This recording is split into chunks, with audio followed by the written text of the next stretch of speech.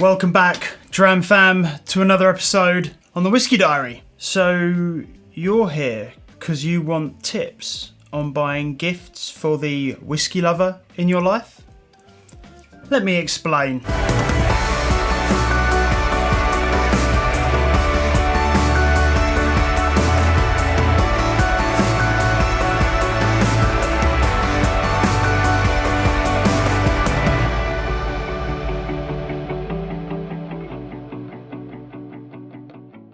Well, Christmas is coming up and I'm difficult to buy for. I know that, especially when it comes to whiskey. Now, I never ever want to seem ungrateful. I love everything that anyone buys me. It's always special. But there's only so many bottles of Jack Daniels and whiskey rocks that I can keep in the freezer. So the point of this episode is to help you buy gifts for the people in your life that are into whiskey. Whilst £20 can get a bottle of Bell's or Famous Grouse from the supermarket, maybe that £20 could be better spent elsewhere and maybe offer an opportunity to get a more unique gift. Now, buying a bottle of whiskey for someone is probably the most difficult thing to do. So I will put a bottle buying guide at the end of this video. But first of all, we'll go through some other gifts which are a little bit different, but maybe a little bit more of a safer bet. But if you are adamant that you want to buy a bottle, I'll save it to the end. Now, something I am always in need of is glassware. I mean, you can probably see behind me up on the top shelves there. I have got quite a few glasses, but when it comes to doing a tasting or anything like that, the experience is made all the more better when you have a glass for each whiskey. And I just don't have that many. So they come in a variety of shapes and sizes, but the main one that you're probably going to be used to seeing is the Glencairn. Now, this is currently filled with some of the Glenmorangie Manzanilla cask, which I recently reviewed, so I'll drop a link to that in the description down below. Lovely stuff. But anyway, the Glencairn is probably the one you're most used to seeing.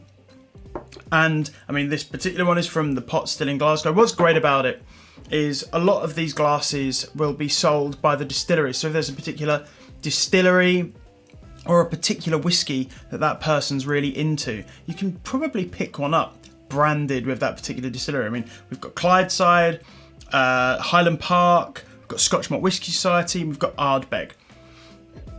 If they're a little bit more into their whiskey, or they have enough Glencairns, you can always pick up a 1920s blender's glass. This is quite a specific glass used for nosing whiskey to a slightly more professional level than maybe the Glencairns. That's not to say a Glencairn is not absolutely fine.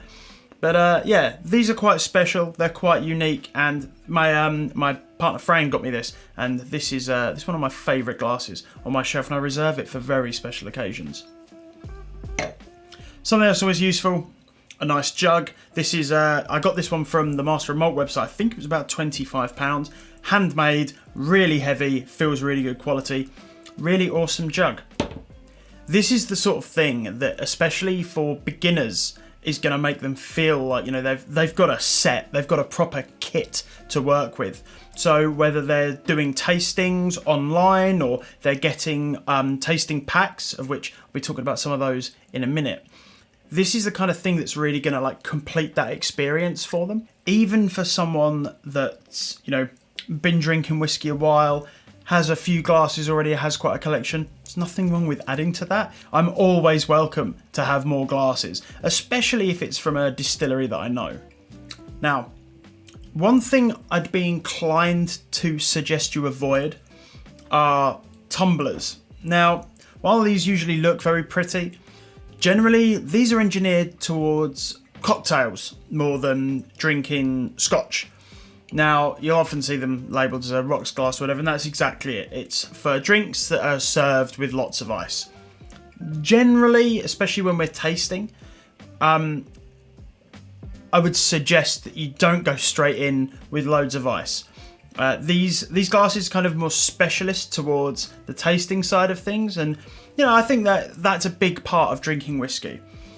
Another thing is a lot of them will be branded and come with a bottle in like a gift set, and while that's just fine, this one's a Glenfiddich, for instance. No, I'm not suggesting there's anything wrong with Glenfiddich, but you might end up paying a lot more for that box because it's got 2 cheap glasses in it with a bit of etching on than you would if you just bought the bottle and maybe gone and picked up a couple of Glencairns. Quite often they sell them in packs of 4 for not very much, just 20-30 quid. So you can buy someone maybe a good bottle and a pack of 4, which is going to give them a slightly better experience than if you were to buy them as the gift set.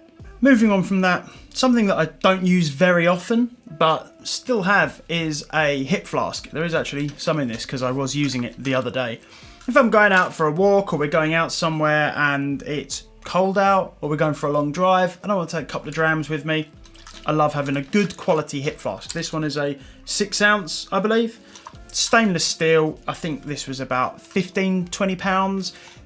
Slightly better quality, just because then I guarantee you're not going to get anything in there that's going to affect the whiskey, and it's not going to leak, more importantly, and it's not going to rust on you.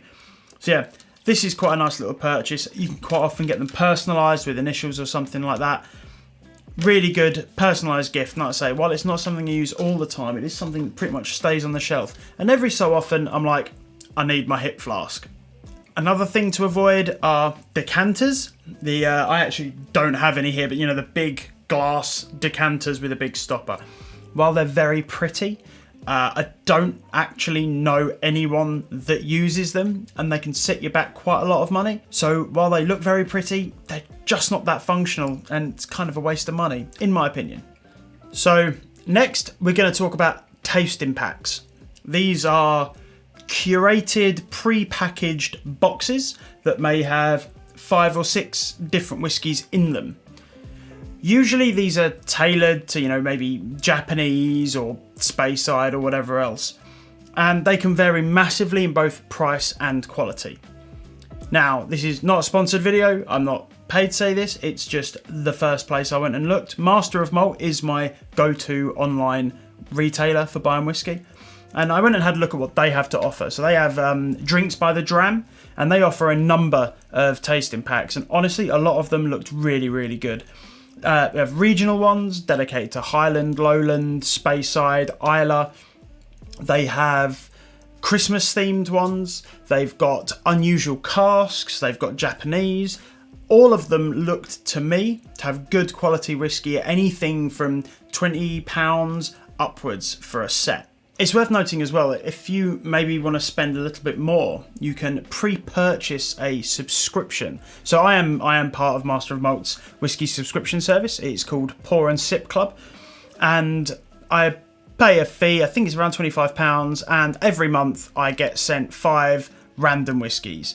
Now I know at the moment you can go on there and you can pre-purchase a 3-month subscription and gift it to someone. It's pretty cool because I've got a lot of whiskey, but every so often I'll get something in that pack that just reminds me of something I've not tried in a while or something completely new. This would probably be quite good for someone that is just starting their whiskey journey. They've got a couple of bottles and are looking to buy a few more. Even if you know a bit about whiskey, it's still terribly difficult choosing what whiskies to buy. So that's always a good way to push yourself out of your comfort zone and try something you haven't tried before. I've actually just realised. So this actually, I think this is about £10-15. You can get it pretty much everywhere. This is the Malt Whisky Yearbook. I love this. This literally sits just out of shot pretty much every time I shoot. It has every Scottish distillery in it, as well as world distilleries. It goes in depth about their production. It goes into their process. It goes into their location, and more importantly, how to pronounce them.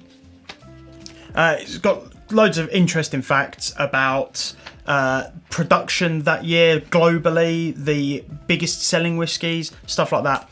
Really cool book for someone that's into whiskey. More as a reference than anything else, but as I say, that sits just there pretty much whenever I'm shooting.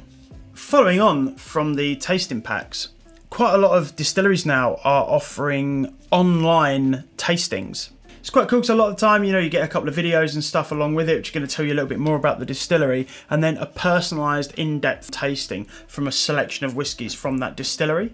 It's just that little bit cooler than doing a regular tasting. Oh, it's probably worth noting as well, with the Pour and Sip subscription, they give you the tasting notes, but they also do an online video where they guide you through each of the whiskies as well. I think for every monthly pack, they do 2 sessions of the video.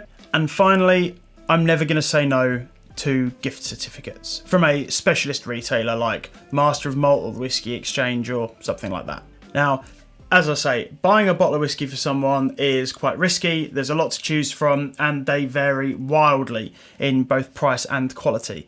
So it just gives someone the flexibility to go and buy it themselves, because realistically, they might have a better idea of what it is they want. I mean, I've got a ton of bottles that I really want. Some of them are just a little bit out of my price range, but that gift certificate is going to allow me to, say a £30 gift certificate. That's going to bump my max spend up by £30, give me the opportunity to buy a more expensive whiskey that I probably wouldn't usually choose to buy for myself.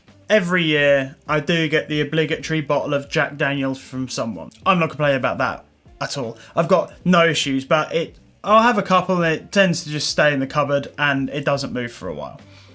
For double the price of that bottle of Jack Daniel's, you can buy some absolutely fantastic whiskies. So if there's a couple of people that are looking to chip in for a gift for someone, go in together, buy a £30, £40 gift certificate. You're both going to save a little bit of money, and they might end up getting something that they really want without having another bottle of Jack Daniel's that's just going to go to waste under the cupboard. But if you are absolutely adamant that you want to buy someone a bottle, I'm going to do my best to guide you to getting them the best bottle you can that's going to be right for them.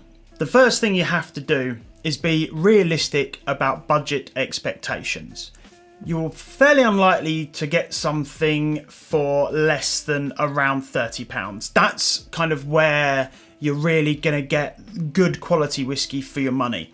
And you don't really need to go any higher than 50. So realistically, if you're looking for a good quality gift in the form of a bottle of whiskey, you should really be looking between £30 and £50. I'm sure lots of people in the comments are going to argue with me about that, but in my experience, that's where I find you get the best sort of price to quality ratio.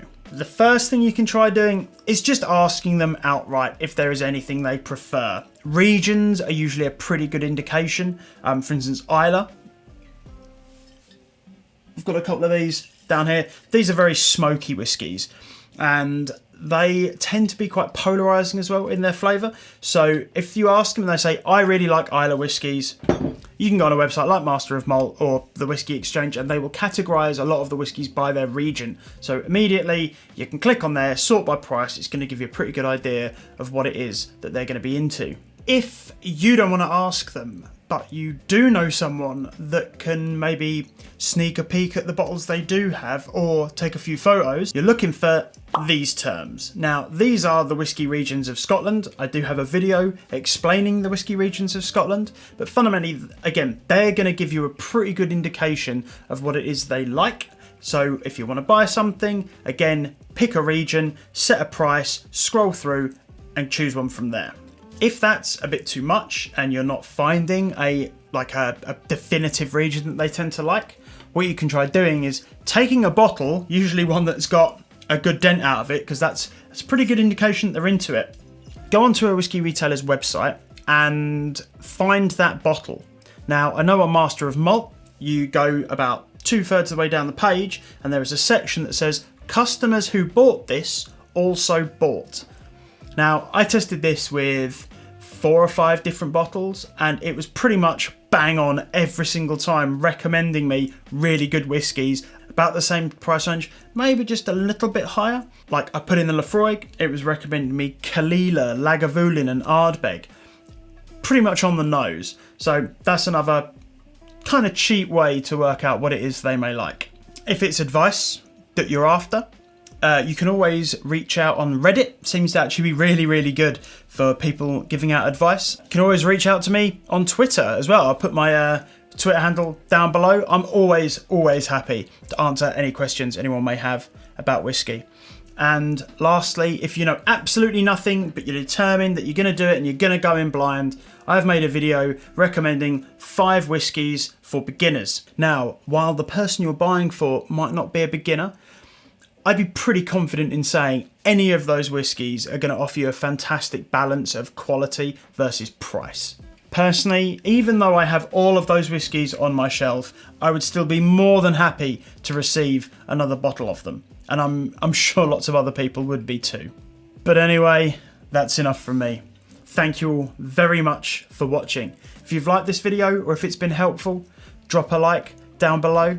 And if you'd like to support the channel, please do consider subscribing. You can also hit the bell icon to be notified whenever I upload.